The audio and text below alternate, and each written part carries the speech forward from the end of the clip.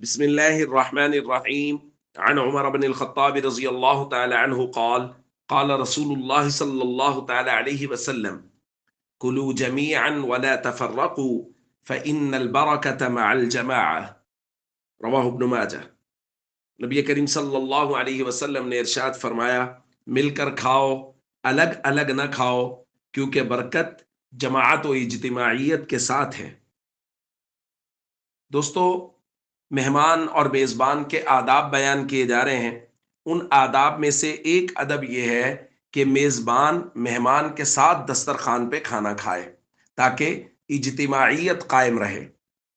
اسی طرح نبی کریم صلی اللہ علیہ وسلم کا معمول تھا، کان رسول اللہ صلی اللہ علیہ وسلم اذا اکل مع قوم کان آخرہم اکلا۔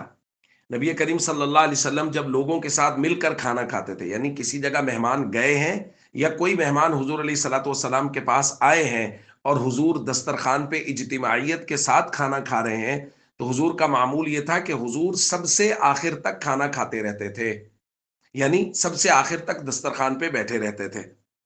ظاہر ہے وجہ ہمیں سمجھ میں آتی ہے کہ اگر حضور علیہ الصلوۃ والسلام میزبان کی حیثیت سے ہیں تو میزبان آخر تک کھائے گا تاکہ ہر ایک مہمان یہ سمجھے کہ میزبان ابھی بیٹھا ہے۔ ایسا نہ ہو کہ میزبان جلدی اٹھ جائے اور مہمان یہ سمجھے کہ میزبان اٹھ گیا ہے، اب میں ابھی تک بیٹھا ہوں، کتنا عجیب لگ رہا ہوگا۔ تو یہ آداب ہیں جو نبی کریم صلی اللہ علیہ وسلم نے ہمیں سکھائے ہیں۔ تو اس لیے ہم سب کو شریعت مطہرہ کی روشنی میں اور ان خوبصورت آداب کی روشنی میں جو نبی کریم صلی اللہ علیہ وسلم نے ہمیں سکھائے ہیں زندگی گزارنی چاہیے۔ السلام علیکم ورحمۃ اللہ وبرکاتہ۔